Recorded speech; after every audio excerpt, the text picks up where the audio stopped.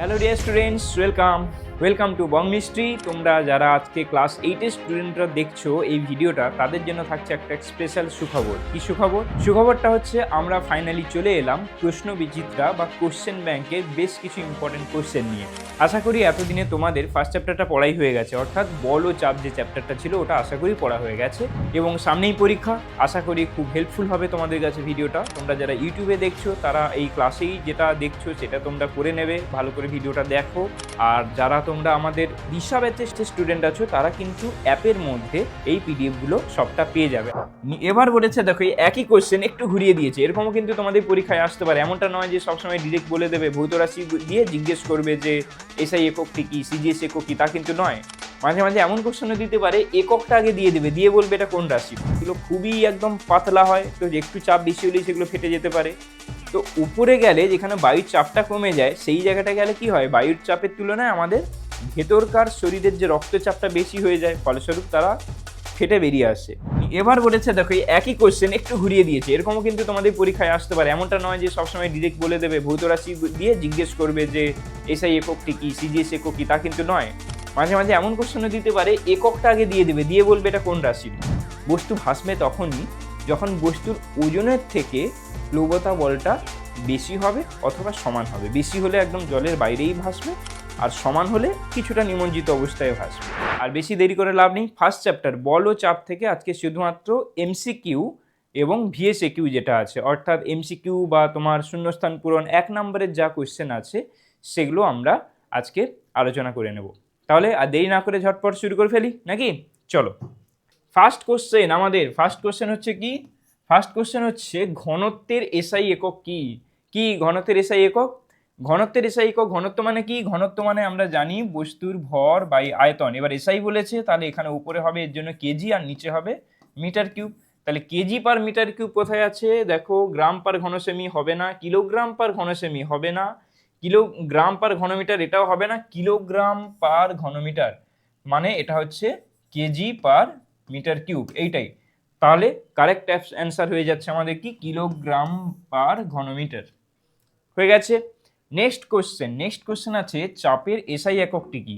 চাপ মানে কি? চাপ মানে আমরা জানি বল বাই ক্ষেত্রফল। এসআই বলেছে, তাহলে বলের এসআই একক কি হয়? নিউটন হয়। আর ক্ষেত্রফলের এসআই একক কি হয়? মিটার স্কোয়ার হয়। তার মানে দেখো তো বাবু, নিউটন পার মিটার স্কোয়ার কোথাও আছে নাকি? নিউটন হবে না, নিউটন পার মিটার এটাও হবে না, নিউটন পার বর্গমিটার, এইটাই তো নিউটন। আর বর্গমিটার মানেই হচ্ছে মিটার স্কোয়ার। তাহলে option C is the correct answer. Newton per বর্গমিটার হচ্ছে আমাদের চাপের এসআই একক। বোঝা গেছে? নেক্সট, এবার বলেছে দেখো এই একই কোশ্চেন একটু ঘুরিয়ে দিয়েছে, এরকমও কিন্তু তোমাদের পরীক্ষায় আসতে পারে। এমনটা নয় যে সবসময় ডিরেক্ট বলে দেবে, ভৌত রাশি দিয়ে জিজ্ঞেস করবে যে এসআই এককটি কি, সিজিএস একক কি, তা কিন্তু নয়। মাঝে মাঝে এমন কোশ্চেনও দিতে পারে এককটা আগে দিয়ে দেবে, দিয়ে বলবে এটা কোন রাশির একক এটা। তো সেই রকম দেখো, নিউটন পার বর্গমিটার যে রাশির একক সেটা হচ্ছে চাপ, এক্ষুনি করে এলাম নিউটন পার বর্গমিটার। বাই চান্স ধরো ভুলে গেছো, এটা এখানে আলোচনা হলো বলে, এমনি কি করবে দেখবে তোমরা, নিউটন আর এখানে আসা কি মিটার স্কোয়ার। তাহলে খেয়াল করে দেখো, নিউটন পার মিটার স্কোয়ার মানে নিউটনটা কার একক? ফোর্সের। মিটার স্কোয়ারটা হচ্ছে এরিয়ার অর্থাৎ ক্ষেত্রফলের। তো এটা তো আমরা জানি ফোর্স বাই এরিয়া করলে প্রেসার হয়। তাহলে কারেক্ট অ্যান্সার হয়ে যাবে আমাদের চাপের। বুঝে গেছে? নেক্সট কোশ্চেন হচ্ছে আমাদের তরলের চাপ ক্রিয়া করে। তরলের চাপ কিভাবে ক্রিয়া করে? বস্তু, কোনো একটা কঠিন বস্তু, কিন্তু সে যে তলটা, ধরো এটা আমার হাত যদি হয়, এটা কঠিন বস্তু হয়, সে শুধুমাত্র তার ওজনের কারণে নিচের দিকে চাপ দেবে, এটা ঠিক। কিন্তু তরলের ক্ষেত্রে কিন্তু বস্তু সব দিকে সমানভাবে ক্রিয়া করে। এটা যদি একটা ধরো তরল হয় তোমাদের, তরলের মধ্যে যে কোনো একটা বিন্দুতে একই উচ্চতায়, অবশ্য মানে উপরিতল থেকে একই গভীরতায়, তাহলে যে কোনো একটা বিন্দুতে চাপ কিন্তু সব দিকে সমানভাবে দেবে। কেমন? এদিকেও যেমন, এদিকেও যেমন, এদিকেও তেমন, কোনো দিকে বেশি বা কম নেই। দেখো তো কোথায় সব দিকে সমান আছে? আছে, অপশন ডি। সব দিকে সমানভাবে হচ্ছে আমার তরলের চাপ ক্রিয়া করে। ক্লিয়ার হয়েছে আশা করি? দেখো, দেখতে দেখতে কিন্তু এইটুকু সময়ের মধ্যে চট করে 4টা কোশ্চেন হয়ে গেল, এগুলো খুব ভালো ভালো প্রশ্ন। ওকে, নেক্সট কি আছে? নেক্সট আছে দেখো একটা কোশ্চেন, তুমি চাঁদে গেলে, তো তোমার চাঁদে যদি যাও তোমার শিরার মধ্যে রক্তের চাপ হবে। আচ্ছা, এইটা একটু তোমাদের বোঝা প্রয়োজন। এটা অপশানগুলো দেখে তোমাদের মনে হতে পারে শূন্য হবে, কারণ সেখানে কোনো বায়ুমণ্ডল নেই। আবার মনে হতে পারে 76 সেন্টিমিটার উঁচু পারস্তম্ভের চাপের সমান হবে, সেটাও মনে হতে পারে। আবার কেউ ভাববে না স্যার জল হলে তো 10.3 হয় বোধহয়, তাহলে 10.3টা হবে। কিচ্ছু না, আগে কনসেপ্টটা বোঝো। আমাদের এই যে শরীরের ভেতর যে রক্তের চাপটা থাকে, আমাদের এখানে কেন নর্মাল অবস্থায় ঠিকঠাক ঘুরে বেড়াচ্ছি, কারণ আমাদের ভেতরকার যে চাপ আর এখানে বায়ুমণ্ডলের যে চাপ, তারা খুব সুন্দরভাবে ব্যালেন্স করে আছে। তোমরা খেয়াল করে দেখবে, তোমাদের হয়তো যেখানে পড়েছো সেখানে হয়তো স্যারেরা বলেছেন, আর না থাকলে জেনেই নাও। যখন আমরা পাহাড়ে যাই, অর্থাৎ যেখানে বায়ুর চাপটা কমে যায়, সেখানে কিন্তু খুব উঁচু জায়গায় উঠে গেলে অনেকের নাক দিয়ে ব্লিডিং হয়। কেন বলো তো? নাকে নরম চামড়া, তার ভেতরে যে রক্তজালকগুলো আছে সেগুলো খুবই একদম পাতলা হয়, তো একটু চাপ বেশি হলেই সেগুলো ফেটে যেতে পারে।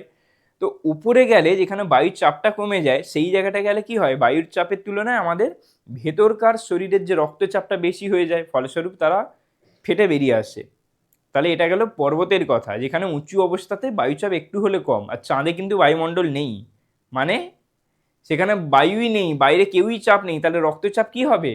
রক্তচাপ কি হবে? তোমার শিরার মধ্যে রক্তচাপ হবে স্বাভাবিক রক্তচাপের থেকে বেশি। স্বাভাবিক রক্তচাপ যতটা না হয় তার থেকে বেশি হবে। তরল রক্তটা তো একটা সেই তরল না, ওটাও তো একটা সেই মিশ্রণ। তো সেই তরলটা সেটা চাপ দেবে, তো সেটা বেশি হবে, কারণ বাইরে কিউই নেই, কোনো বায়ুমণ্ডল নেই, বাইরের একটা কোনো কণা নেই ওখানটায়। তাহলে এই কারণে হবে স্বাভাবিক রক্তচাপের থেকে বেশি। নেক্সট কোশ্চেন কি আছে? নেক্সট আছে স্প্রিং তুলার সাহায্যে যে রাশি মাপা হয় তা হলো। স্প্রিং তুলার সাহায্যে আমরা কি মাপতে পারি? বস্তুর ওজন মাপি, তাই তো? দেখো তো এখানে এটা বোঝার কিছু নেই, এটা একদম মানে কি বলবো, মনে করার জিনিস, যেটা পড়েছি ওইটাই। তো দেখো ঘনত্ব হবে না, আয়তন হবে না, option C is the correct answer. ওজন, ওজনটা হয়ে যাবে আমাদের এখানটায় কারেক্ট অ্যান্সার। স্প্রিং তুলার সাহায্যে যে রাশি মাপা হয় সেটা হচ্ছে ওজন। ক্লিয়ার হয়ে গেছে? বেশ। এরপরে কি আছে? এরপরে আছে প্লবতার একক। প্লবতার একক কি? দেখো, প্লবতা মানে অনেক সময় লোকে গুলিয়ে ফেলে, প্লবতা মানে কি? কোনো একটা তরলে যদি আমি একটা বস্তুকে রাখি, মানে ডোবাই, তাহলে বস্তুটার উপর যে ঊর্ধ্বমুখী বল প্রয়োগ হচ্ছে, তাই তো? এই ধরো আমার একটা তরলপূর্ণ পাত্র, তাহলে এইখানটায় আমি যদি একটা বস্তু রাখি, তাহলে বস্তুটার উপরে তরল যে ঊর্ধ্বমুখী বল প্রয়োগ করে, আরে আলটিমেট এটা বল তো, এটাকে বুয়ান্ট ফোর্স বলি, তাই এফবি, তাহলে বল তো। তাহলে বলের একক কি হয়? বলের একক হয় নিউটন অথবা ডাইন। নিউটন হবে অথবা ডাইন হবে। দেখো তো এখানে আছে নিউটন বা ডাইন। দেখো নিউটন আছে, নিউটন পার বর্গমিটার আছে, নিউটন পার মিটার আছে, নিউটন মিটার আছে, কোনোটাই চোখ মানে দেওয়ার দরকার নেই। তুমি জানো প্লবতা মানে বল, তাহলে বলের একক হয় কি? নিউটন। তাহলে newton is the correct answer. Clear? আশা করি সকলে বুঝতে পেরেছো। এরপরে কি আছে? এরপরে আছে আমাদের একটি বস্তুকে কোনো তরলে নিমজ্জিত করলাম। খুব ভালো কথা। বস্তুটি ওই তরলে আংশিক নিমজ্জিত অবস্থায় যদি স্থির হয়ে ভাসবে। আচ্ছা, খুব ভালো কথা, খুব ইম্পর্ট্যান্ট একটা জিনিস, স্থির হয়ে ভাসবে। এই ধরো আমার একটা বস্তু এখানে রাখা আছে। আচ্ছা এবার বলো তো, কোনো বস্তু স্থির কখন থাকে? তোমরা তো অলরেডি পড়ে নিয়েছো, নিউটনের গতিসূত্র একটু টুকটাক হলেও পড়ানো হয়েছে।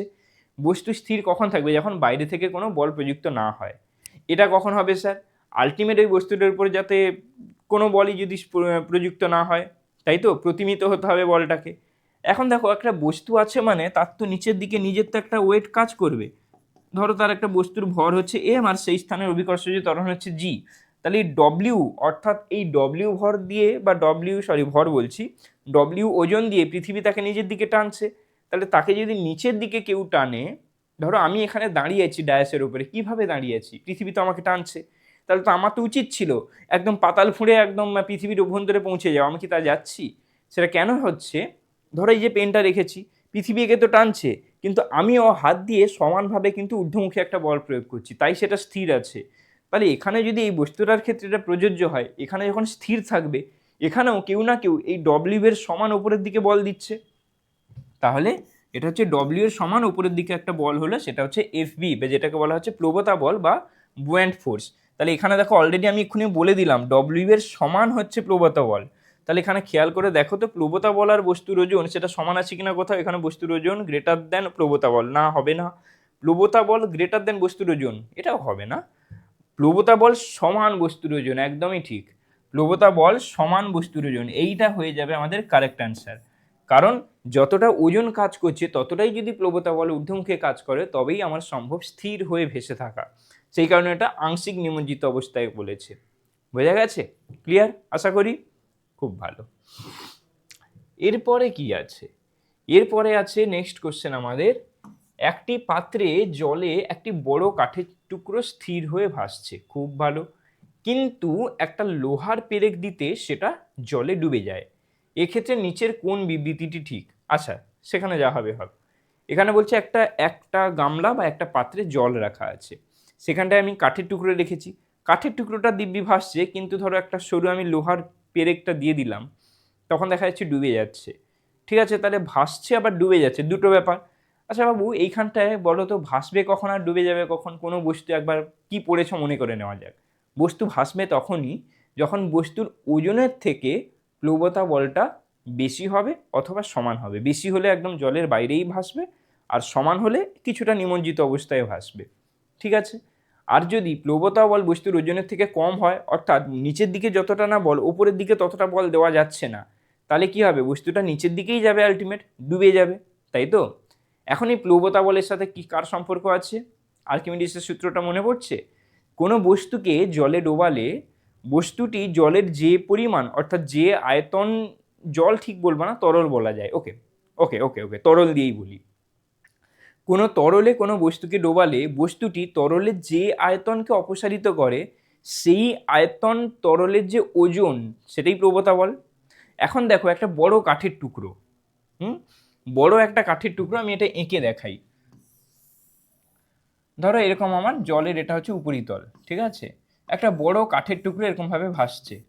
তাহলে এবার দেখো তো, কাঠের টুকরো কিন্তু এই পোর্শনটা, এই জলে যতটা ডুবে আছে ততটা পোর্শনের কিন্তু আমার এই যে একদম একটু ডেন্স ভাবে এই যে শেডিং করে দিলাম, এইটা হচ্ছে কি আমার জলের যতটা অংশ, মানে যতটা জলকে অপসারিত করছে। তাহলে এই পরিমাণ আয়তনের জলের ওজন বেশি হবে নাকি একটা পেরেকের আয়তনটা বেশি হবে, তুমি বলো তো বাবু? অবশ্যই কাঠ যতটা জল অপসারিত করছে তার আয়তন বেশি হবে। তাহলে যেটা বেশি আয়তন হচ্ছে, তাহলে তার ক্ষেত্রে মানে এই আয়তন জলের ওজনটা বেশি। সুতরাং আমার কিন্তু এখানে যে প্লবতা বলটা কাজ করছে সেটা কিন্তু অবশ্যই বেশি। এটাকে যদি FB1 ধরি, এটা বেশি। আর এইখানটায় এরও কি উপর দিকে কাজ করছে না, এরও কাজ করছে, এটা হচ্ছে FB2। মানে পেরেকের ক্ষেত্রে 2 বলছি আর কাঠের ক্ষেত্রে 1 বলছি। এখন দেখা যাচ্ছে পেরেকের ক্ষেত্রে ওপর দিকে যতটা না কাজ করছে, তার যে ডব্লিউ আছে সেটা কিন্তু বেশি হয়ে যাচ্ছে, তাই সে ডুবে যাচ্ছে। আর এর ক্ষেত্রে যে ডব্লিউটা আছে সেটা কিন্তু ওটা কম, বা অ্যাকচুয়ালি এখানে FB1টা W1-এর সমান, ঠিক আছে, বা বেশি হবে যে কোনো একটা। কিন্তু এখানে দেখো, এই যে কনসেপ্টটা বললাম যে এখানে হচ্ছে পেরেকের ওজনটা পেরেকের উপর ক্রিয়াশীল তোমার প্লবতার থেকে কি, প্লবতার থেকে বেশি বেশি বলে ডুবে যাচ্ছে। আর এখানে যে এটা আছে, এটা হচ্ছে প্লবতা বলটা, মানে এটা এরকমভাবে লেখা যায় W1 is less than equal to FB1। ঠিক আছে, তো দেখা যাক কি আছে। ভেসে থাকা কাঠের টুকরোর ওজন তার উপর ক্রিয়াশীল বলের মান সমান। সেখানে কি বলেছে, আংশিক নিমজ্জিত বলেছে না, বলেনি। আংশিক নিমজ্জিত বলেনি, মানে কিন্তু এটা একদম বাইরে থাকবে, ঠিক আছে।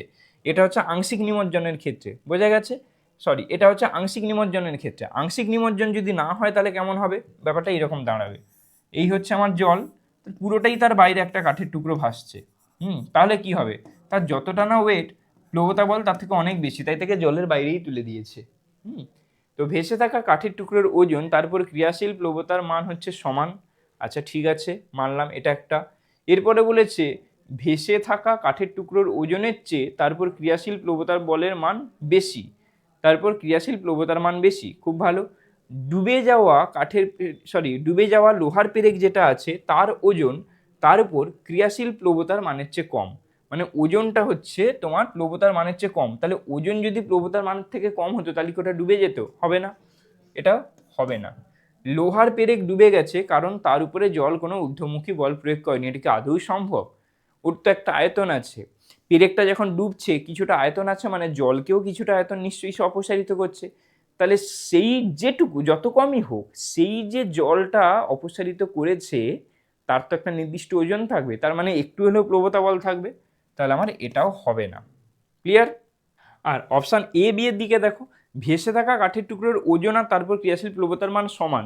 এখন যদি সমান হয় সেটা নিমজ্জিত অবস্থায় ভাসবে, তাই না? আর তাহলে এটাও হবে না। এখানে কিন্তু বলেছে নর্মাল ভাসছে, তাহলে কি থাকছে? ভেসে থাকা কাঠের টুকরোর ওজনের চেয়ে তারপর ক্রিয়াশীল প্লবতার মান বেশি। তাহলে এইটাই অপশান বি হচ্ছে আমাদের কারেক্ট অ্যান্সার। ক্লিয়ার হয়ে গেছে? বেশ। এরপরে হচ্ছে বলেছে একটি বস্তুর ভর 400 গ্রাম। খুব ভালো কথা। কোনো স্থানের অভিকর্ষজ ত্বরণ যদি 9.8 মিটার পার সেকেন্ড স্কোয়ার হয় তাহলে বস্তুটির ওজন কত হবে? ওজন মানে আমরা কি জানি? আমরা জানি বস্তুর ওজন সমান বস্তুর ভর ইন্টু অভিকর্ষজ ত্বরণ, এটা আমরা জানি। এখন দেখো ভর কত বলে দিয়েছে, ভর বলে দিয়েছে 400 গ্রাম। 400 গ্রাম মানে কত? ভরটা কত? 400 গ্রাম যদি হয়, 400 গ্রাম মানে আমাকে তো এসআইতে করতে হবে, এটাও তো এসআইতে দেওয়া আছে, তাহলে এটা কি হবে? 0.4 কেজি হয়ে যাবে, তাই না? তাহলে 0.4 কেজি হয়ে গেল। বেশ, তাহলে এবার ডব্লিউর মানটা বের করে ফেলো। ডব্লিউর মানটা হয়ে যাবে 0.4 কেজি, আর তার সাথে হচ্ছে 9.8 যদি গুণ হয় তাহলে আমাদের টোটাল চলে আসবে কত? নিউটন। তো এটা কত আসবে? 3.92 চলে আসবে এখান থেকে, এটা চলে আসবে 3.92 নিউটন। তাহলে আমাদের কারেক্ট অ্যান্সার হয়ে যাবে অপশান বি, 3.92 নিউটন। এটা কিন্তু কিছুই নয়, এটা তোমরা জাস্ট যে ফর্মুলাটা জানো যে ডব্লিউ ইকুয়ালস টু বা বস্তুর ওজন সমান ভর ইন্টু স্থানের অভিকর্ষজ ত্বরণ, সেইটা লাগালেই হবে। ওকে, বেশ। এরপরে কি আছে? এরপরে আছে যে বায়ুর চাপ জলকে তুলতে পারে কতটা অবধি? কতটা অবধি পড়েছিলাম? 10.3 মিটার অবধি। অবশ্যই প্রমাণ বায়ুমণ্ডলীয় চাপ, এখানে বায়ুর চাপ বলতে প্রমাণ বায়ুমণ্ডলীয় চাপের কথাই বলছে।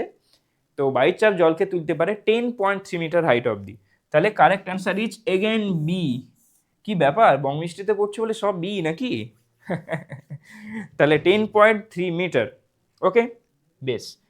এরপরে কি আছে? এরপরে আছে 1 কেজি ভরের কোনো বস্তুকে পৃথিবী যে পরিমাণ বল দিয়ে আকর্ষণ করে তার মান। 1 কেজি ভরের বস্তুকে পৃথিবী যে পরিমাণ বল দিয়ে আকর্ষণ করে, পৃথিবী কোনো বস্তুকে যে বল দিয়ে আকর্ষণ করে তাকে বস্তুর ওজন বলে। আর আমরা জানি বস্তুর ওজন সমান কিন্তু হয় এম ইন্টু জি। তাহলে এখানে বলে দিয়েছে এটা 1 কেজি। আর জি এর মান কত? জি এর মান তো আমরা জানি যে 9.8 মিটার পার সেকেন্ড স্কোয়ার। তাহলে 1 ইন্টু 9.8 হবে না? তাহলে 1 ইন্টু 9.8 নিউটন। তাহলে 9.8 নিউটন হলো। দেখো তো 9.8 নিউটন আছে। ভেরি গুড, 9.8 নিউটন আছে। Option C is the correct answer. হয়ে গেল? কি ডাউট আছে নাকি? ওকে। এরপরে আছে আমাদের যদি বায়ুতে কোনো বস্তুর ওজন হয় W1। আচ্ছা, বায়ুতে বস্তুর ওজন হচ্ছে W1, মানে নর্মাল অবস্থায় তার ওজন হচ্ছে W1, পৃথিবী তাকে W1 বল দিয়েই তাকে টানছে। কোনো তরলে নিমজ্জিত হলে তার উপর ক্রিয়াশীল প্লবতা বল হচ্ছে W2, অর্থাৎ তাকে যখন ডুবিয়ে দেওয়া হচ্ছে জল তার উপর যে ঊর্ধ্বমুখী বলটা দিচ্ছে সেটা হচ্ছে W2। মানে কিছুই না, এই হচ্ছে জিনিস। তোমার এখানে একটা বস্তু ভাসছে, ঠিক আছে? তাহলে এই নিচের দিকে কাজ করছে W1, উপরের দিকে কাজ করছে W2। এখন ভাসবে কখন? যখন W2 আর W1 সমান হবে, তাই তো? যখন W2 W1 সমান হবে অথবা বেশি হবে। এবার যখন খেয়াল করে দেখবে এই যে নর্মাল যখন ভাষার কথা বলবে সবসময় কিন্তু একদম উপরের দিকে ভেসে ওঠা, আর যেটা W1 ইকুয়ালস টু W2 হবে যখন, সেটা কিন্তু নিমজ্জিত অবস্থায় ভাষা। অর্থাৎ আমি যেখানে রেখে দেবো জলটাকে, যদি আমি কখনো দেখবে খেয়াল করে কিছু কিছু জিনিস সাথে হচ্ছে জল আছে, জলের ভেতরে ডুবিয়ে আমি রেখে দিলাম একটা জায়গায়, তাহলে সেটা যেই জায়গাটায় রেখেছি সেই জায়গাটাতেই কিন্তু তোমার ওটা এটা একটা এক্সপেরিমেন্ট করতে পারে। একটা আইডিয়া দিই। একটা বেলুনের মধ্যে জল ভরে দেবে, ঠিক আছে? বেলুনের মধ্যে পুরো জল ভরে জলটাকে ফুলিয়ে দেবে। তাহলে বেলুনের একটা নির্দিষ্ট তোমার হয়ে গেল, ওর একটা ওজন থাকবে, ওর একটা ভর হয়ে গেল। এবার সেই বেলুনটাকে তুমি জল ভর্তি একটা বালতির মধ্যে ডুবিয়ে দাও, ও কিন্তু একদম নিচে পড়ে যাবে না। তুমি বেলুনটাকে যেই জায়গাটায় রেখে দেবে হাত দিয়ে সেই জায়গাটাতেই থাকবে। একটু নিচের দিকে রেখে আসে সেই জায়গাটাতে চুপ হয়ে বসে যাচ্ছে, আবার একটু উপরের দিকে তুলে নাও সেই একই জায়গাতেই থাকবে। তার কারণ ওটাতে জলই, যেহেতু একই বস্তু, আমার বোঝানোর সুবিধার জন্য জল ভরে নিতে বললাম। এমনটা যদি হয় ওর নিচের দিকে যে বল ক্রিয়া করছে উপরের দিকে সেই বলই ক্রিয়া করবে, তাহলে কিন্তু সে নিমজ্জিত অবস্থায় ভাসবে, ঠিক আছে? তুমি যেমন ডুবিয়ে দেবে সেরকম ভাসবে। বাট যখন নর্মাল শুধু ভাষার কথা বলছে তখন কিন্তু সবসময়ের জন্য প্লবতা বলটা বেশি, যেন তাকে কেউ ঠেলে বাইরে বের করে দিচ্ছে, যেটা থার্মোকলের ক্ষেত্রে হয়। থার্মোকল কি, থার্মোকলের ওজন প্লবতা বলের থেকে অনেক কম, অর্থাৎ প্লবতা বলটা থার্মোকলের থেকে অনেক বেশি।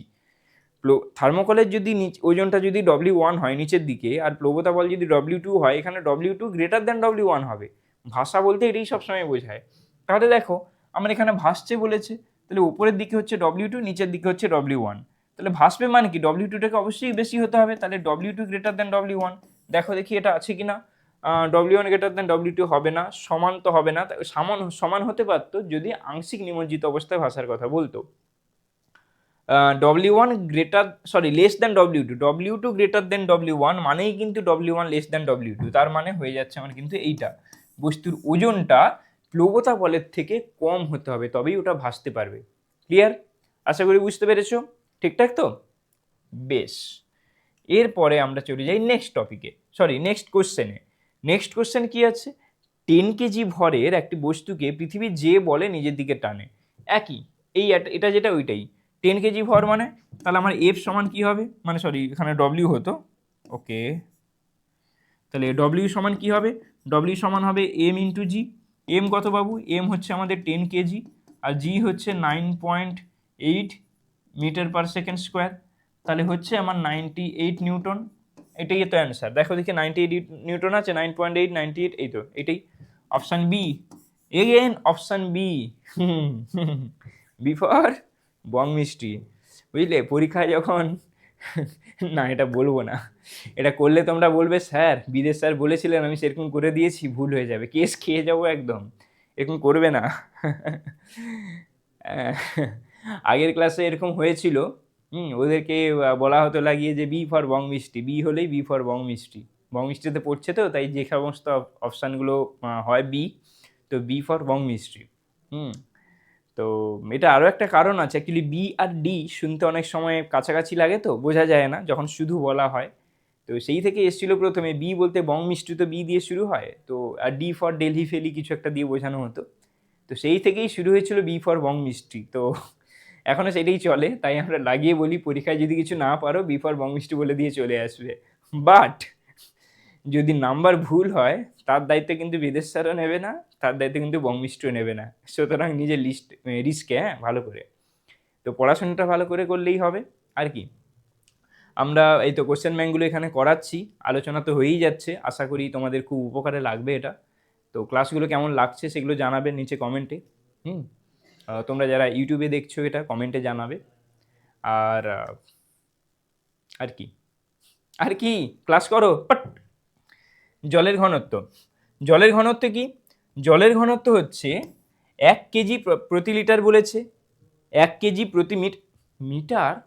ঘনত্ব তো আমরা জানি রো সমান এম বাই ভি, মানে আয়তন থাকে না বাবু, মিটারটা আয়তন কি করে হয়? হবে না হবে না হবে না, ঘনমিমি হতে পারে, but it's not the correct one.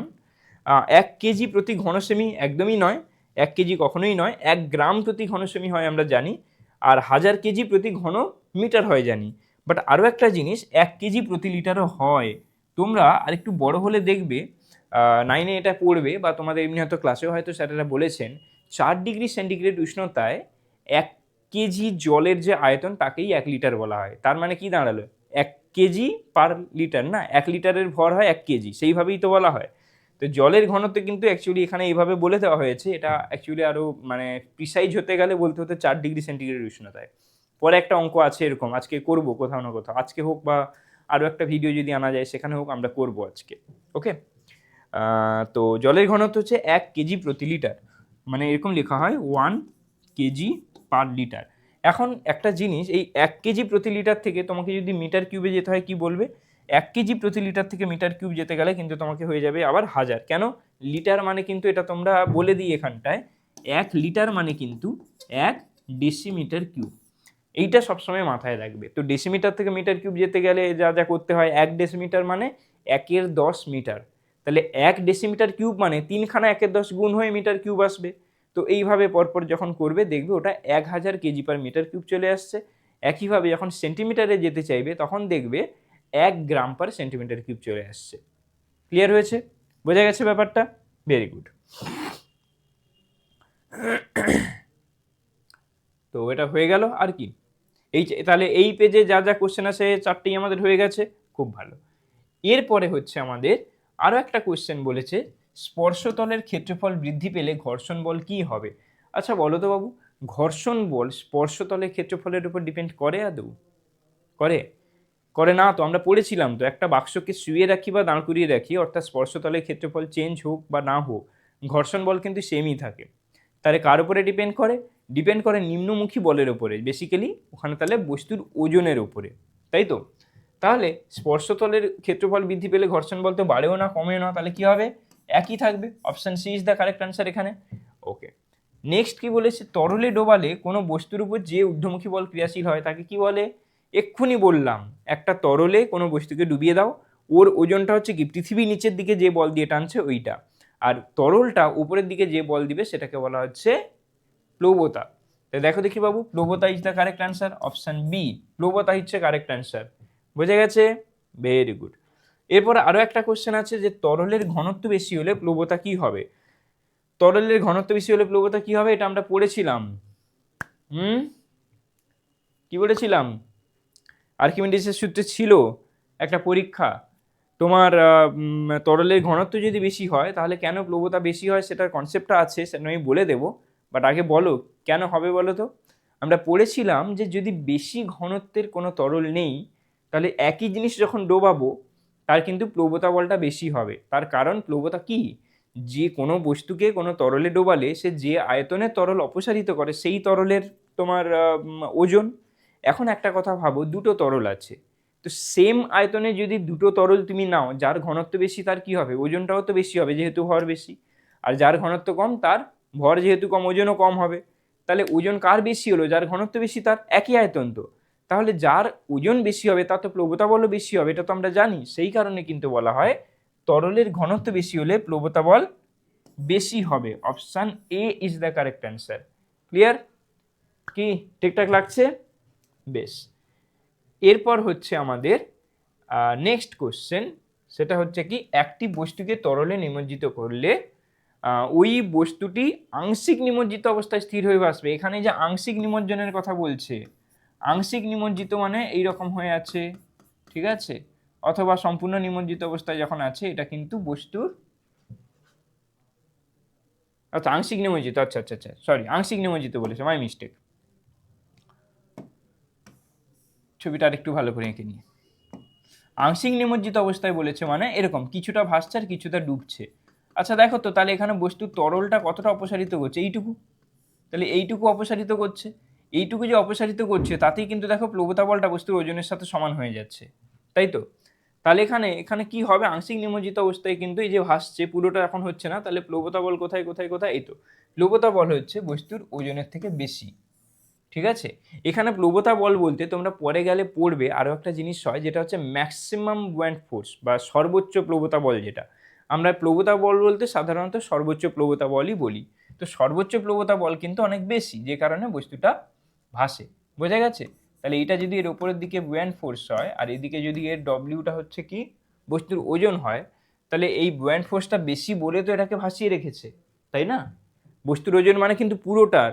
এখানে তোমরা কি দেখছো, এখানে কিটা বলো তো, এইটুকু অংশ দেখছো, এইটুকু যে হয়েছে, এইটুকু যে ডুবে আছে, এই যে পুরো সবুজ অংশটা দেখতে পাচ্ছ ডুবে আছে, সেইটুকুর জন্যই তোমার হচ্ছে বুয়ান্ট ফোর্সটা দিচ্ছে। কিন্তু তুমি যদি পুরোটা ডুবিয়ে দিতে তাহলে আরো বেশি বেড়ে যেত, বস্তুর ওজন তো সেম আছে। বোঝা গেছে কনসেপ্টটা? বস্তুর ওজন এখানে যতটাই ডুবুক না কেন, ওজন তো এই যে তলটা আছে এই বরাবর নিচের দিকে পুরো ওজনটাই কাজ করছে, যে এই ভর যদি টোটাল এম হয় তাহলে এমজি কাজ করছে, কিন্তু বুয়ান্ট ফোর্সটাকে এইটার উপর ডিপেন্ড করে করছে না। তো সেই জন্য বলা হয় প্লবতা বলটা, প্লবতা বল বলতে যদি পুরোটাকে ডুবিয়ে দিতে তাহলে পুরো আরো বেশি আয়তন সে সরাতে অপসারিত করতো, তখন যে প্লবতা বলটা হতো তখন কিন্তু ওজনের থেকে অবশ্যই বেশি হতো। সেই কারণেই তো এটা বের করে রেখেছে, এই যে কিছুটা দেখো তরলের উপর বাইরে যে বাবা আমার দরকার নেই, তুই যা, আমার লাগবে না, এইটুকু যেটা ডুবে আছিস তাতে আমি প্লবতা বল দিয়ে একদম ভাসিয়ে রাখতে পেরেছি। আর যদি সমান হয়ে যেত তখন আংশিক আংশিক নিমজ্জিত নয়, সম্পূর্ণ নিমজ্জিত অবস্থায় থাকতো। বোঝা গেছে ব্যাপারটা? তাই হচ্ছে প্লবতা বল হচ্ছে বস্তুর ওজনের থেকে সবসময় বেশি হয় যখন আংশিক নিমজ্জিত অবস্থায় থাকে বা নর্মাল ভাসনের শর্তে যখন বলবে। নেক্সট আছে কি, একটি বস্তু টেবিলে রাখা আছে, খুব ভালো কথা, বস্তুটিকে 10 নিউটন বল দিয়ে টানার চেষ্টা করলেও বস্তুটি গতিশীল হলো না। তাহলে আমার এরকম একটা টেবিল আছে, তাহলে এই টেবিলের উপর যে বস্তুটা রেখেছি এইখানটায় আমি বল প্রয়োগ করছি কত, 10 নিউটন, ঠিক আছে, তাহলে গতিশীল হলো না মানে স্থির থেকে গেল তো। স্থির কখন থাকবে, যখন ওই বস্তুটার উপরে মোট বল শূন্য হবে। কিন্তু আমি এদিকে বলে দিচ্ছি 10 নিউটন বল দিয়ে টানছি, তাহলে আমি যদি 10 নিউটন বল দিয়ে টানি তাহলে কেউ না কেউ একে পেছন দিকে 10 নিউটন বল দিয়ে মানে ঠেলছে, মানে এদিকেও যে বল হচ্ছে এদিকেও সেই সমান মানের বল হলে তবেই তো এটা প্রতিমিত হতে পারবে, সমান এবং বিপরীতমুখী বল। তো তাই দেখো যদি আমার সেই কারণেই হয় 10 নিউটনটা যেটা দিচ্ছে এইটাই তো আমাদের ফ্রিকশন ফোর্স, এইটাই তো আমার ফ্রিকশনাল ফোর্স বা ঘর্ষণ বল, তাই না? তাহলে এখানে ঘর্ষণ বলটা দেখো সমান মানের হবে, সমান এবং বিপরীতমুখী বলা হয়, তাহলে 10 নিউটন, ওখানে কারণ 10 নিউটন দিয়ে টেনেছিলাম। ক্লিয়ার হয়ে গেছে? Very good. এরপরে আছে স্পর্শতলের ক্ষেত্রফলের পরিমাণ বাড়ালে ঘর্ষণ বলের সর্বোচ্চ মান। ঘর্ষণ বলের সর্বোচ্চ মানটা কীরকম জিনিস জানো তো? আমরা যদি এখানে প্রযুক্ত বল দেই আর এখানটায় যদি এদিকটায় যদি ঘর্ষণ বল আমি দেই, দেখবে প্রযুক্ত বল যত বাড়াবো ঘর্ষণ বলের মানও এরকম এরকম করে বাড়তেই থাকবে বাড়তেই থাকবে বাড়তেই থাকবে, দিয়ে একটা সর্বোচ্চ মানে পৌঁছানোর পরে যখনই বস্তুটা চলা শুরু করবে একটু নেমে এ আবার সোজা চলতে থাকবে। এই হচ্ছে ব্যাপার। তাহলে এই পোর্শনে এই যে এইখানটায় যে মানটা পেলো, এই যে ভ্যালুটা, এইটাকে বলা হচ্ছে ঘর্ষণ বলের সর্বোচ্চ মান। ঠিক আছে? তো এই ঘর্ষণ বলের সর্বোচ্চ মানটা মানে আলটিমেট একটা স্থির অবস্থার ঘর্ষণ। তো ঘর্ষণ বলের সর্বোচ্চ মান যখন, তখনও কিন্তু বস্তুটা স্থির, তাহলে স্থির অবস্থার ঘর্ষণ। তো তাহলে সেই যে স্থির অবস্থার ঘর্ষণটা কখনো কি ক্ষেত্রফলের উপর ডিপেন্ড করে? শুধু স্থির অবস্থার ঘর্ষণ কেন, যে কোনো ঘর্ষণই কখনো কি ক্ষেত্রফলের উপর নির্ভর করে, সংস্পর্শতলের ক্ষেত্রফলের উপরে? তাহলে তাই যদি করে না, তাহলে স্পর্শতলের ক্ষেত্রফল বাড়াই বা কমাই, ঘর্ষণ বলের সর্বোচ্চ মান কি বাড়বে? বাড়বে না। কমবে? কমবেও না। বাড়তেও পারে কমতেও পারে, এটা তো আরোই না, হবে একই থাকবে, কারণ ঘর্ষণ বল কিন্তু স্পর্শতলের ক্ষেত্রফলের উপরে ডিপেন্ড করে না। বোঝা গেছে? তো এই জিনিসগুলো কিন্তু তোমরা একটু ভালোভাবে সুন্দরভাবে গুছিয়ে গাছিয়ে করবে, নয়তো ভুল হয়ে যাবে। বেশ, নেক্সট কি আছে? নেক্সট হচ্ছে আমাদের ভিএসিকিউ, অর্থাৎ 1 নম্বরের যে তোমার এমনি এটা এলো ছিল এমসিকিউ, বহু নির্বাচন ধর্মী প্রশ্ন বা এরকম কিছু একটা বলে, মাল্টিপল চয়েস কোশ্চেন যেটা আমরা জানি। আর এটা হচ্ছে ভিএসিকিউ, অতি সংক্ষিপ্ত কোশ্চেন। ঠিক আছে?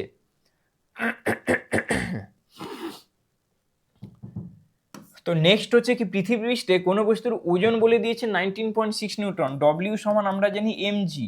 খুব ভালো কথা। তাহলে এখানে যদি 19.6 নিউটন বলে দিয়েছে, তাহলে দেখো এটা লিখে দাও 19.6, আর এমটা তো জানতে চেয়েছে, আর জি এর মানটা তো আমরা জানি 9.8। তাহলে এম এর ভ্যালু কত হবে গো? এম এর ভ্যালু হচ্ছে 19.6 যদি দাও, দিয়ে যদি 9.8 দিয়ে ভাগ করো, দেখবে 2 দিয়ে কেটে যাচ্ছে, তাহলে 2 হলো। তাহলে বস্তুর ভরটা হচ্ছে আমাদের এখানে 2 কেজি। হ্যাঁ, বস্তুর ভর হবে আমাদের এখানে 2 কেজি। বোঝা গেছে? বেশ, কিভাবে হলো সেটা বুঝতে পেরেছো আশা করি। একটাই ফর্মুলা, বস্তুর ওজন সমান বস্তুর ভর ইন্টু অভিকর্ষজ ত্বরণ। এখন ওজনটা দিয়ে দিয়েছে, আমার অভিকর্ষজ ত্বরণ আমরা এটা জানি, পৃথিবী পৃষ্ঠে 9.8 মিটার পার সেকেন্ড স্কোয়ার হয় একটা গড় অভিকর্ষজ ত্বরণ আমাদের পৃথিবী পৃষ্ঠের। সেইটা দিয়ে যখন এমটা বের করবো, বেরিয়ে গেল 2। বল পরিমাপক যন্ত্রের নাম কি? বল পরিমাপক যন্ত্রের নাম কি বাবু? স্প্রিং তুলা। বল পরিমাপক যন্ত্রের নাম হচ্ছে স্প্রিং তুলা। স্প্রিং তুলা দিয়ে আমরা কিন্তু বস্তুর বলটা পরিমাপ করতে পারি, তাহলে এটাকে স্প্রিং তুলা বলে। কেউ যদি ইংলিশে লিখতে চাও তাহলে তার হয়ে যাবে কিন্তু স্প্রিং ব্যালেন্স। Spring balance. বোঝা গেছে? বেশ, এরপরে আছে সত্য না মিথ্যা লেখো। লোহার পেরেক জলে ডুবে যাবে কিন্তু পারদে ভাসবে, তাই কি? দেখো বাবু, এটা যদি ছিল আমাদের এখানে নিচে যদি জল থাকতো আর উপরে থাকে তেল, এটা কেন হয় বলো তো? কারণ তেলের যে তোমার, এক মিনিট, তেলের যে তোমার যে ঘনত্ব সেটা কিন্তু জলের ঘনত্বের থেকে কম, তাই ওটা ভাসে। এখন তুমি বলো লোহার যে পেরেক আছে তার ঘনত্ব জলের থেকে বেশি না কম? বেশি। তাহলে লোহা জলে ডুবে যাবে, এতটা অবধি ঠিক আছে, কিন্তু পারদে ভাসবে, তাই কি? একদমই তাই। কারণ পারদের ক্ষেত্রে কিন্তু যেটা হয়, 13.6 গ্রাম পার সেন্টিমিটার কিউব থাকে। যেটা লোহার ঘনত্বের থেকে অনেক বেশি। লোহারটা সম্ভবত 7.6 বা 7.85 এরকম কিছু একটা থাকে বোধ হয়। তো যাই হোক না কেন, পারদেরটা কিন্তু অনেক বেশি, সেই কারণে তাহলে কিন্তু পারদে ভাসবে, এটাও ঠিক আছে না? দুটোই যদি ঠিক হয় তাহলে বাবু এটা আমার কি হয়ে যাচ্ছে? সত্য। এটা হয়ে যাচ্ছে আমাদের সত্য। ঠিক আছে? এরপর বলেছে বস্তুর আয়তন বাড়লে কি হবে? বস্তুর আয়তন বাড়লে কি হবে? বস্তুর আয়তন বাড়লে প্রবণতার কিরূপ পরিবর্তন হবে? বস্তুর আয়তন বাড়া মানে সে যত বেশি আয়তন বাড়বে তাহলে তত বেশি আয়তনের বস্তুর আয়তন বাড়বে বলেছে বলতে এখানে বলতে ভরটা সেম ধরে নিতে হবে, কারণ ভরের কথা তো কিছু বলেনি। তাহলে আয়তন বাড়ছে, তাহলে আমার ওজন যদি সেম হয়, কারণ ভর যেহেতু সেম, তাহলে নিম্নমুখী বলটা সেম। এবার আয়তন বাড়ছে মানে সে বেশি আয়তনের তরলকে অপসারিত করবে, তাহলে যত বেশি আয়তনে তরলকে অপসারিত করবে তার ওজনটা বেশি হবে, অর্থাৎ প্লবতার মান বাড়বে, তাই তো? তাহলে বস্তুর আয়তন বাড়লে প্লবতার কিরূপ পরিবর্তন হবে? এটা হচ্ছে বাড়বে, ঠিক আছে? এটা হচ্ছে আমাদের বাড়বে। ওকে, ক্লিয়ার হয়ে গেল। এরপর বলেছে দেখো চাপ সমান বল বাই ড্যাশ। চাপ সমান কি? চাপ সমান বল বাই কি জানি আমরা? ক্ষেত্রফল। তো তাহলে এক্স চিহ্নিত স্থানে কি বসবে? এটা হয়ে যাবে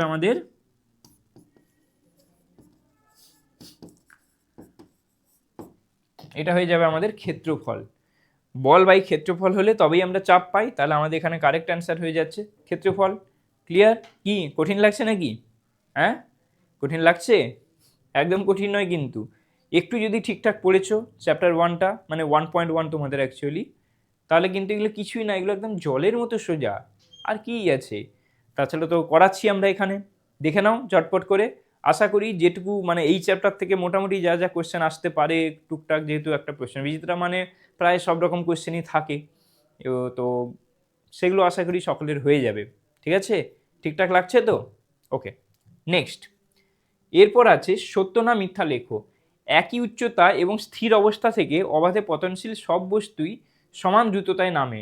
একই উচ্চতা এবং একই উচ্চতা থেকে যদি রেখে দিই সব বস্তু, গ্যালিলিও পরীক্ষা করে দেখিয়েছিল তো, বায়ুশূন্য স্থানে যদি হয়, মানে এখানে কিন্তু কিছু বলেনি, মানে বায়ুশূন্য স্থানে কিভাবে বুঝবে?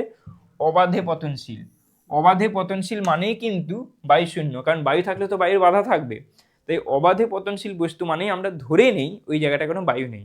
তাহলে বায়ু যদি না থাকে, তোমরা যারা অলরেডি আমাদের ব্যাচে পড়েছো, আমি এক্সপেরিমেন্টটা দেখিয়েছিলাম যে তোমার পালক আর একটা লোহার জিনিস কিন্তু একদম সেম স্পিডে পড়ছে, জানো তো?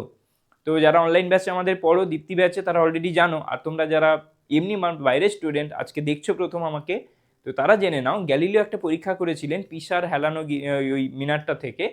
সেখানটায় দেখা গেছিল যে প্রায় একই সময়ে নামছিল, তাও বায়ু ছিল বলে। এখন আমরা যদি বায়ুশূন্য স্থানে পরীক্ষাটা করি, ওপর থেকে যদি নামিয়ে দিই, তাহলে একটা পালক আর একটা লোহার বল দুটোই কিন্তু একই সময়ে নামবে, সুতরাং একই দ্রুততায় নামছে, এটা বোঝা যায়। তাহলে একই উচ্চতা এবং স্থির অবস্থা থেকে অবাধে পতনশীল সব বস্তু কিন্তু সমান দ্রুততায় নিচে নামে।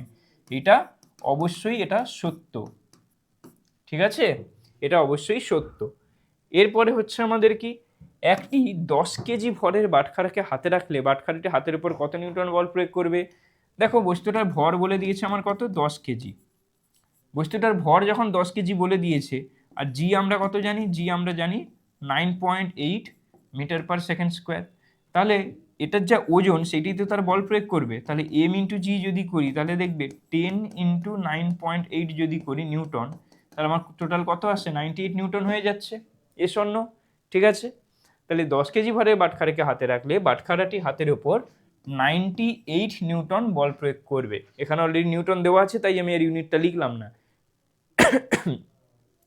যদি শুধু ড্যাশ দিয়ে দেয়, দিয়ে বল প্রয়োগ করে বলতো, তখন কিন্তু তোমাকে অতি অবশ্যই কথাটা লিখতে হতো। শূন্যস্থান পূরণটাও কিন্তু মাথা ঠান্ডা করে করতে হয়। নিউটন যেহেতু বলা আছে, আমি তাই আর নিউটন লিখবো না। নিউটন লিখলেও সেটা ভুল হওয়া উচিত। 98 নিউটন হয় নাকি কখনো? বাট তাহলে যদি কিছু বলা না থাকে, তখন আমাকে লিখে দিতে হবে 98 নিউটন, নাকি আমার ডাইনে বের করছি সেটা, তো যাই হোক না কেন, সেটা তখন আমাকে এককটা স্পেসিফাই করে বলে দিতে হবে। ভৌতবিজ্ঞানে কিন্তু তোমাদের যে কোনো ভৌত রাশির মান লিখতে গেলে কিন্তু আমাদের দুটো জিনিস লাগে, সাংখ্যমান অর্থাৎ যেটা হচ্ছে শুধু সংখ্যাটা, আর তার একক, এই দুটো মিলিয়ে হয় আমাদের মান। ধর এই পেনটার দৈর্ঘ্য কত তোমাকে বললাম, তুমি বললে কত না স্যার 17। 17 কি ফুট, মিটার, কিলোমিটার, আমি বুঝবো কি করে? না স্যার 17 সেন্টিমিটার। It's okay. এই যে সেন্টিমিটার বলে দিলে তার মানে বোঝালো এটা তুমি একটা পার্টিকুলার কোনো একটা এককের 17 গুণ তুমি বলতে চাইছো, যে 1 সেন্টিমিটার তার 17 গুণ। সেইভাবেই আমরা অ্যাকচুয়ালি করি। এটা তোমরা ক্লাস 9-এ গেলে খুব ভালোভাবে পড়বো। ওকে, চলো, শুধু এখন এইটা মনে রাখবে, কোনো ভৌত রাশির মাত্রা বলছি, মান লেখা মানে তোমার কিন্তু সাংখ্য মানও থাকবে, এককও থাকবে। একক ছাড়া কোনো ভৌত রাশির মান হয় না, আনলেস ইট ইজ এককবিহীন ভৌত রাশি। ওকে, তুমি বলবে এককবিহীন ভৌত রাশি কি?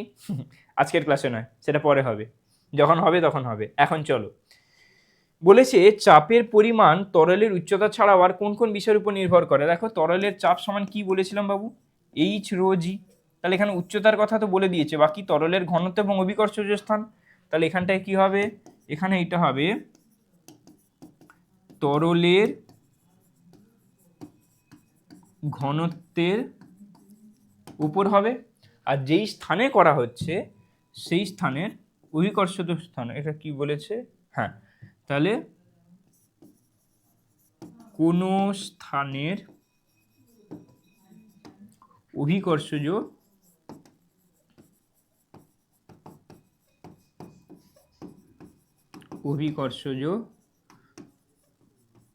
ত্বরণের উপর, কোন স্থানের অভিকর্ষজ ত্বরণের উপর। ক্লিয়ার হয়েছে? বেশ।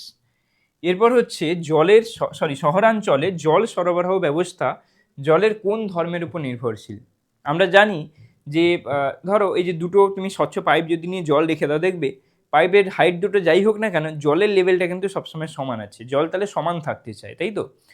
তাহলে এই যে শহরাঞ্চলে জলের সরবরাহ ব্যবস্থা যেটা হয়, দেখবে ট্যাঙ্কিটা উপরে একটু করা থাকে, উপরের দিকে একদম দেওয়া থাকে, যাতে এতগুলো ঘরে সব জায়গায় জলের প্রত্যেকটা ঘরেও তো জলের ট্যাঙ্কিটা উপরে আছে। তাহলে আমি যেটা শহরাঞ্চলে সাপ্লাই, যে মেন সাপ্লাই ট্যাঙ্কটাই যদি মাটির ভেতরে করে দিই বা মাটির লেভেলে করে দিই, জল থোড়ি না অতটা উঠবে। সেই জন্য আমাকে সেই সাপ্লাই ট্যাঙ্কটাকে উপরে রাখতে হয়, যাতে জলটা প্রত্যেকের বাড়িতে উঠে যেতে পারে। তাহলে এটা কি হলো, জলের কোন ধর্মের উপর নির্ভরশীল? একটু বসে পড়ি এখানটায়। এটা হচ্ছে জলের সমোচ্চশীলতা ধর্ম। এটা হয়ে যাচ্ছে তাহলে কি, জলের সমোচ্চশীলতা ধর্ম। অর্থাৎ আমি যদি এরকম টেরা মাকা যদি কিছু রাখি, সরি এটা একটু ভুল হয়ে গেল, কারণ এটা মাঝখানে আমাদের ইন্টারলিঙ্ক থাকতে হবে। ধরো এরকম একটা জিনিস রাখলাম,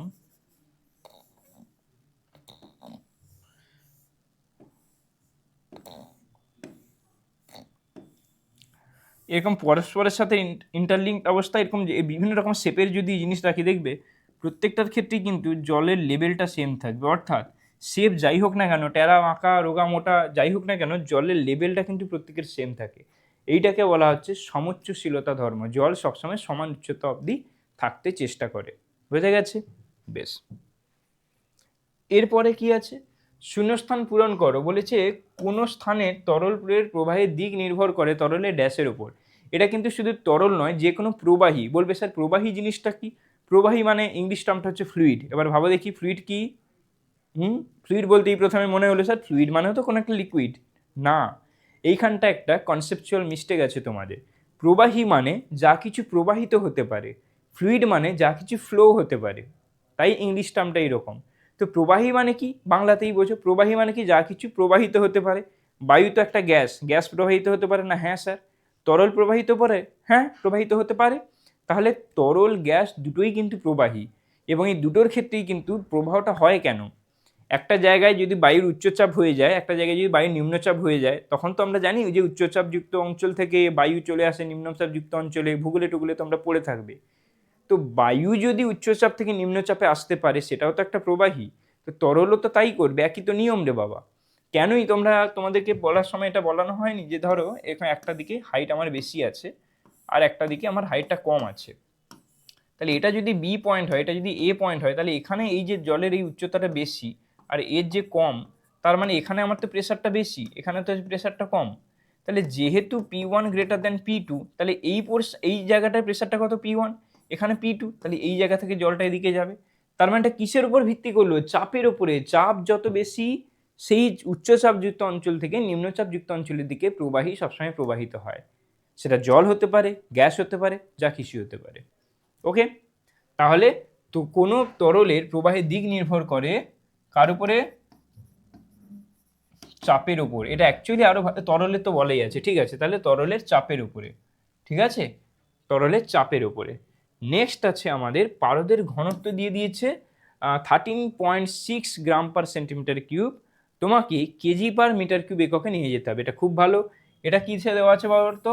এটা দেওয়া আছে আমাদের সিজিএসে, আর এটা আমাকে জানতে চেয়েছে এসআইতে। ঠিক আছে, সিজিএস এসআই তোমরা যদি অলরেডি জানো যে 1 গ্রাম পার সেন্টিমিটার কিউব সমান আমাদের হয় 1000 কেজি পার মিটার কিউব। এইটা যদি অলরেডি জানো, এটা একটু মনে রেখো তো বাবু, পরীক্ষার হলে না তাড়াতাড়ি করে করতে গেলে এটা কাজে লাগে। 1 গ্রাম পার সেন্টিমিটার কিউব সমান 1000 কেজি পার মিটার কিউব।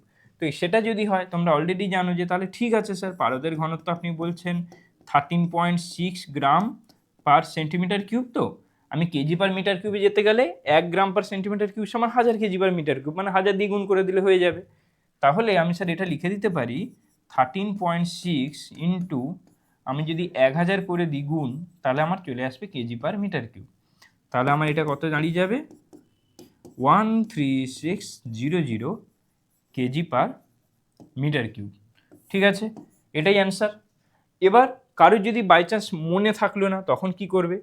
কারোর যদি মনে না থাকে সে এরকম এটা ট্রাই করতে পারো, 13.6 গ্রাম পার সেন্টিমিটার কিউব। এটার মানে কি? এটার মানে হচ্ছে 13.6 গ্রাম বাই 1 সেন্টিমিটার কিউব, তাই তো? এবারে গ্রাম থেকে কেজিতে নিতে গেলে কি করতে হয় বাবু? 1000 দিয়ে ভাগ করতে হয়। তাহলে 13.6 বাই 1000 হবে। গ্রাম থেকে কেজিতে গেলাম, তাহলে যখনই 1000 করে দিচ্ছি তাহলে আমার চলে গেলাম কেজিতে। আচ্ছা, এবার 1 সেন্টিমিটার কিউব আছে। দেখো বাবু, 1 সেন্টিমিটার মানে কিন্তু 1-এর 100 মিটার, এটা আমরা জানি। তাহলে এখানে সেন্টিমিটার কিউব আছে, মানে 3খানা সেন্টিমিটার আছে, মানে 1 centimetre into 1 centimetre into 1 centimetre. তাহলে প্রত্যেকটা সেন্টিমিটারকে যদি আমাকে মিটারে কনভার্ট করতে হয়, তাহলে প্রত্যেকটা সেন্টিমিটারকে 1/100 মিটার করে লিখতে হবে। অর্থাৎ এখানে আমি লিখতে পারি 1/100 ইন্টু 1/100 ইন্টু 1/100 মিটার কিউব হয়ে গেল। একটু বসেই পড়ি। তারপর এখানে তাহলে কি আসবে? এইটা চলে আসবে। তাহলে এখানে দেখো, এটা একের কি, একের 1/1 পেছনে 6টা শূন্য হয়ে যাচ্ছে, তাহলে এটা উল্টে যদি যায়, তোমরা এগুলো আর কি বলবে, এগুলো অলরেডি তোমরা জানো, বলো এগুলো আর কি বলার মতো কিছু বিষয়? তাহলে আমার অ্যান্সারটা চলে আসবে ইউনিটটা চলে আসবে কেজি পার মিটার কিউব, এটা পুরো 0 হবে। তাই দেখো 3টে শূন্য কেটে দাও, অটোমেটিক্যালি সেই 1000ই গুণ করছো তোমরা, তাহলে 3600 কেজি পার মিটার কিউব। যদি কারোর মনে না থাকে সে কিন্তু ইজিলি এইভাবে ভেঙে ভেঙে করে নিতেই পারো। তাতে কী হবে? কিছুই না, আর হয়তো 1 মিনিট একটা এক্সট্রা টাইম যাবে। কিন্তু বাই চান্স যদি মনে থাকে তাহলে কিন্তু এক ঝটকায় 1000 দিয়ে গুণ করে সে বেরিয়ে যাবে। সে কিন্তু এখানে প্রায় 30 সেকেন্ড বা 1 মিনিট একটা এক্সট্রা টাইম সেভ করে ফেলবে, কারণ ওটা করতে কত সময় লাগবে? 30 সেকেন্ডে না, আর এরকমভাবে করতে তোমার প্রায় 2 মিনিট লেগে যাবে। ও কিন্তু যে মনে রাখবে তার ক্ষেত্রে কিন্তু এটা 30 সেকেন্ডের মধ্যে করে ফেলাটা সম্ভব। তাই আমি বলবো এই কনভার্সনটা একটু মনে রাখবে, যে 1 গ্রাম পার সেন্টিমিটার কিউব সমান 1000 কেজি পার মিটার কিউব। তোমাদের এই যে বলা হয় না যে এসআই এবং সিজিএস এককের মধ্যে সম্পর্ক, এই কারণেই শেখানো হয়, যাতে চট করে ফেলা যায়, আর কিছু না। ক্লিয়ার হয়েছে? কি ভালো লাগছে তো? ঠিকঠাক তো? ওকে, চলো আরও আছে। শেষ? আমি ভাবলাম আরোক্ষণ বসবো তোমাদেরকে নিয়ে। ঠিক আছে, কোই বাত নেই। তাহলে আশা করি আজকের ক্লাস ভালো লাগলো। কেমন লাগলো তোমরা যারা ইউটিউবে দেখছো তারা কমেন্টে জানাও। আর আমাদের ব্যাচের স্টুডেন্টদের সাথে তো ডার্ক লেয়ারিং ক্লাসে কথা হবে এসব নিয়ে, কোনো প্রবলেম থাকলে তোমরা সেখানে আলোচনা করবে। আর ঠিক আছে, তাহলে ভালো করে পড়াশোনা করো। ওকে, তাহলে এখানেই আজকে শেষ হোক। আর যারা ইউটিউবে দেখছো তাদের জন্য এটা বলে দিই, আমাদের কিন্তু 8ম থেকে 10ম শ্রেণী অবধি ব্যাচ শুরু হয়ে গেছে অনলাইনে। অলরেডি আমি যেটা এই যে ক্লাস 8-এর জন্য দিশা ব্যাচ, সেই দিশা ব্যাচে কিন্তু এই জিনিসগুলো হয়ে গেছে। ক্লাস 9-এর জন্য দীপ্তি ব্যাচ আছে, ক্লাস 10-এর জন্য দিগন্ত ব্যাচ আছে। তোমাদের কেউ যদি দাদা দিদিরা কেউ যদি থাকে, তারা যদি দিগন্ত ব্যাচে বা দীপ্তি ব্যাচে কেউ যদি জয়েন হতে চায় তাহলে জয়েন হয়ে যেতে বলবে। আর তোমরা যারা 8-এ পড়ছো তাদের জন্য দিশা ব্যাচ আছে। তোমরা যদি আমাদের সাথে কেউ যুক্ত হতে চাও, যে স্যার তো ভালো পড়াচ্ছেন, কেমন কি পড়াচ্ছেন, আমরাও পড়াটা নেব, তাহলে তোমরা বংমিষ্টির সাথে যুক্ত হতে পারো। যুক্ত হওয়ার উপায় হচ্ছে এই যে উপরে যে নাম্বারটা দেওয়া আছে, এই দুটো নাম্বারে কিন্তু তোমরা কল করলেই সবটা জানতে পেরে যাবে। তারপরে বাকিটা ওনারা ডিসকাস করে দেবেন। কেমন? তাহলে আজকের মতো এখানেই, দেখা হচ্ছে আবার পরে ভিডিওতে। টাটা।